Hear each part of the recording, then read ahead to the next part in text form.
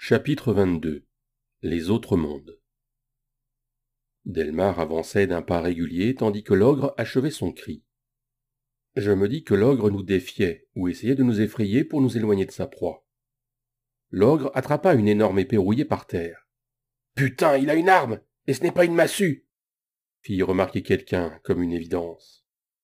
Linus, le médecin, demanda que je prépare une potion de soin. J'en pris une et la lui tendis. Delmar cria. « Rompez le mur de bouclier! Je vais le distraire et lui faire tourner le dos. Coupez-lui le tendon d'Achille ou le tendon du jarret. » Delmar se mit à courir et dévia facilement le coup de l'ogre dans la poussière. Ce faisant, il tenta de se placer derrière la bête, tandis que des flèches lui fusaient de face. Maintenant que nous n'étions plus à 15 mètres, l'odeur était devenue terriblement irritante, à tel point que mes yeux se mirent à pleurer. J'étais au centre de la formation et en deuxième ligne d'attaque, si des hommes de devant étaient blessés ou tués. Delmar avait entaillé la cuisse de l'ogre et s'était glissé derrière lui. L'ogre pivota sur Delmar, nous tournant le dos. La ligne d'attaque se précipita et une série de flèches atteignit le dos de l'ogre, mais je vis qu'elle pénétrait à peine. L'ogre rugit et frappa violemment Delmar. Une lance transperça le tendon du jarret de l'ogre et ses deux mollets furent entaillés de multiples fois, mais sa peau était épaisse et son tendon était d'acier. L'ogre saignait malgré tout abondamment. Soudain, il chargea Delmar, qui l'esquiva avec agilité, mais fut pris au dépourvu lorsque l'ogre lui lança l'épée massive dans la poitrine au passage. Le poids de la lame s'abattit sur Delmar, le projetant hors de la route et dans les eaux marécageuses. Les hommes abandonnèrent leurs attaques prudentes et se jetèrent sur l'ogre avant qu'il ne puisse atteindre Delmar, par terre. Une douzaine d'hommes encerclèrent l'ogre. J'en vis un, Matteo, sauter sur son dos et poignarder l'ogre aux omoplates avec une longue dague. À la surprise générale, l'ogre se pencha en arrière avec agilité, attrapa le bras de Matteo, l'arracha de son dos et le projeta à 9 mètres dans le marais. Ce fut le dernier sursaut de force de l'ogre qui tomba à genoux. Lance et lame s'abattèrent, braqués sur sa tête. Il gémit comme un enfant et tenta vainement de parer la pluie de coups qui s'abattait sur lui. Il s'effondra, mais je courais déjà dans le marais pour voir comment allait Matteo. Linus, de son côté, veilla à administrer une potion de soin à Delmar. Matteo gémissait quand je l'ai rejoint. « Rien de cassé ?» ai-je demandé, agenouillé dans l'eau sombre et boueuse. Matteo s'est redressé et j'ai senti une odeur nauséabonde. C'était comme si l'ogre s'était essuyé avec lui. « Non, enfin, peut-être une côte. Une épaule un peu abîmée, mais pas un os cassé. » Il s'est relevé et j'ai reculé en me pinçant le nez après m'être assuré qu'il pouvait marcher. Il a souri victorieusement. « L'atterrissage a été plutôt doux. » Il a commencé à humer l'air, puis à regarder son armure. La boue qui avait recouvert le dos de l'ogre était maintenant collée sur son armure de cuir, son pantalon et son visage. « Ah, merde !» j'ai dit. « Exactement. Reste sous le vent. » Je me suis éloigné pour voir comment Linus s'est débrouillé avec Delmar. Linus avait remis Delmar debout. La bouteille de potion était vide et Delmar avait du sang sur le visage. « Tu as besoin d'une deuxième potion ?» Delmar sourit, les dents ensanglantées.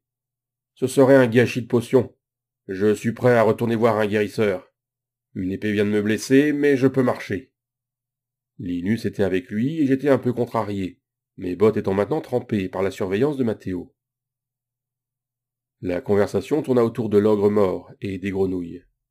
Un collecteur aurait donné une belle essence de force. L'ogre avait quelques parties exploitables.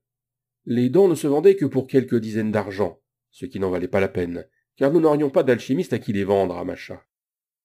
La graisse d'ogre pouvait servir à fabriquer de bonnes bougies anti-insectes, et nous plaisantions en disant que nous avions déjà Matteo pour ça, désormais. L'estomac pouvait être transformé en un excellent sac résistant avec un bon tanneur.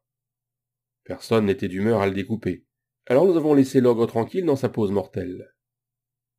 Les grenouilles étaient inutiles en dehors de la viande, et personne n'allait se fier à leur viande une fois que l'ogre avait commencé à les mâchouiller. Le retour fut plus long, car Matteo et Delmar avançaient légèrement plus lentement. Nous avons croisé 3 grenouilles géantes sur le chemin. Nous en avons tué une à distance à coups de flèche, et les 2 autres ont pris la fuite après avoir été blessés. Nous n'étions pas équipés pour les poursuivre dans le marais. Ginger, mon cheval, me manquait. La marche n'avait pas été trop pénible jusqu'à ce que mes bottes se remplissent d'eau boueuse du marais.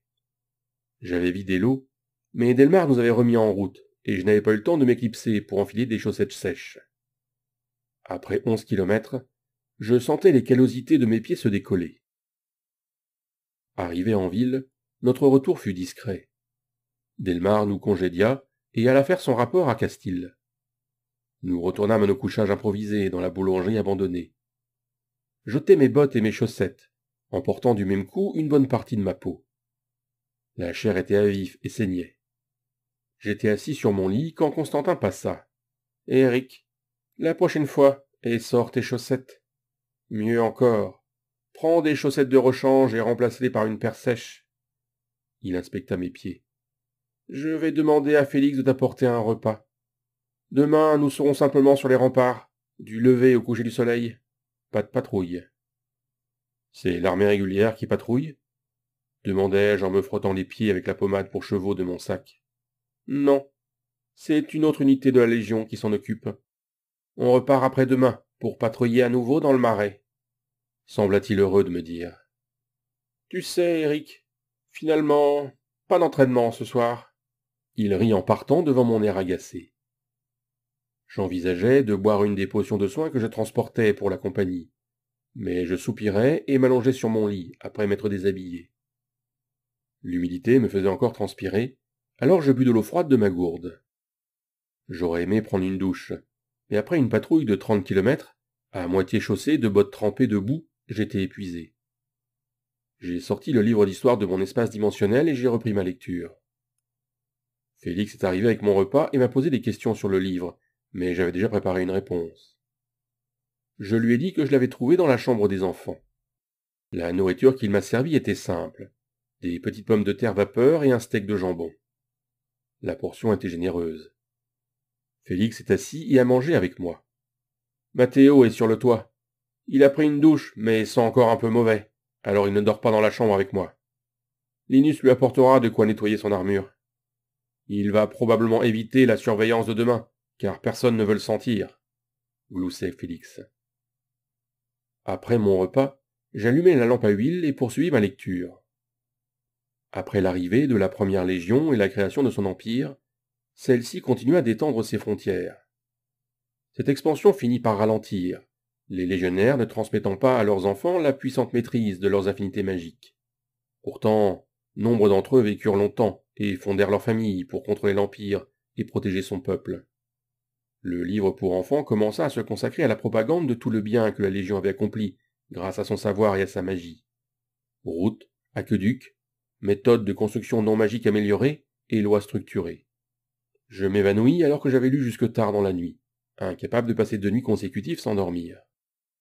Constantin nous réveilla de nouveau en frappant aux portes. Il prenait un malin plaisir à sonner le réveil du matin. On nous servit de gros pains au fromage fourrés d'une épaisse sauce au bœuf. C'était comme un énorme hot pocket.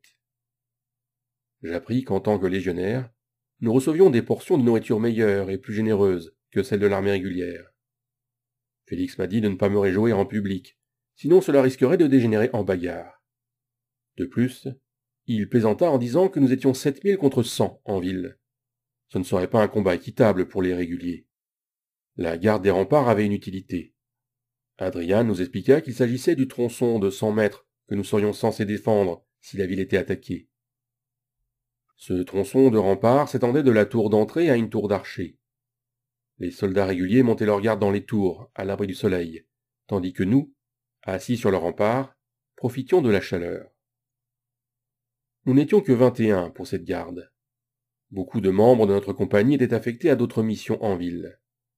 Ceux n'ayant aucune compétence particulière étaient assis sur le rempart. Nous étions répartis en 3 équipes de 7, chacune commandée par Delmar, Adrian ou Constantin. J'ai pris le premier quart pour avoir le reste de la journée de libre. J'avais prévu de finir le livre cet après-midi et de dormir un peu. Mais Constantin m'a trouvé à la sortie du mur. « Eric, tu viens avec moi, on part en patrouille. »« Ne t'inquiète pas, c'est court. » Je le suivis hors des portes et il me dit « Nous allons faire le tour du mur. Cela te permettra de te familiariser avec la ville. » Pendant que nous longions le mur, Constantin évoqua les voies d'attaque possibles contre les remparts, les points défensifs les plus forts et les plus faibles. Si je n'avais pas été aussi épuisé, j'aurais posé des questions, mais en l'état actuel des choses, mon énergie permettait seulement d'écouter. Il nous a fallu 2 heures pour parcourir les remparts extérieurs, et j'avais un peu peur de me faire embarquer ensuite pour un entraînement au maniement du sabre. Mais nous sommes allés au même chariot où nous avions pris notre petit déjeuner, et Constantin est reparti, avec son déjeuner tardif à la main. C'était encore un gros pain, mais cette fois garni de saucisses et de légumes. Je me suis demandé si Constantin avait amené tout le monde faire une promenade dans la ville. J'avais mon après-midi pour terminer le livre. La fin de l'histoire de la Première Légion était légèrement glaçante, et m'a fait hésiter à relever que j'étais un voyageur venu de la Terre. Quelques membres de la Première Légion avaient vécu près de 1000 ans.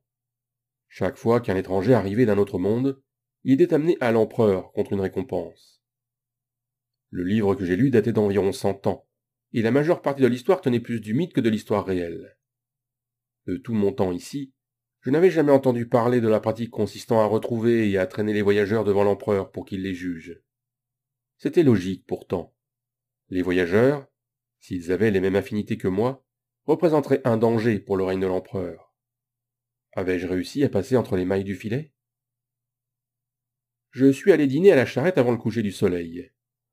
J'ai trouvé Linus et lui ai tendu sa bouteille de brandy venant de Nolan. Nolan est toujours en vie? J'ai hoché la tête et il a ouvert la bouteille et a reniflé. Tu veux boire un verre avec moi? Absolument. Je le suivis dans la boutique du tailleur où il logeait. Nous commençâmes à boire dans la salle commune. Son lit était au fond.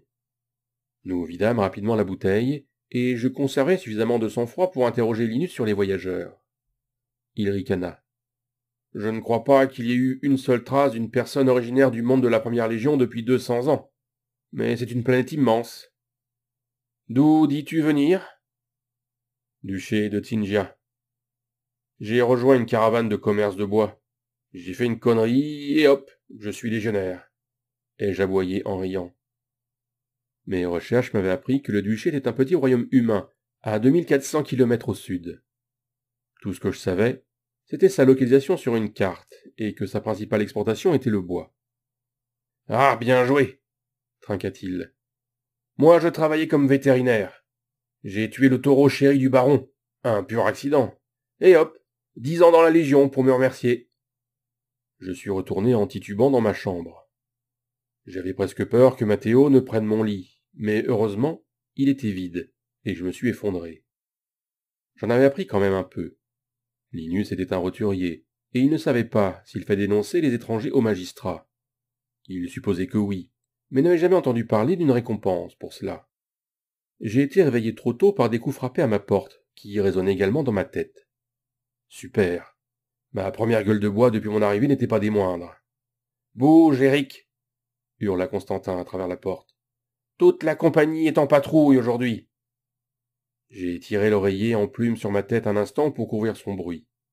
Puis je l'ai envoyé dans mon espace dimensionnel, et j'ai commencé à bouger.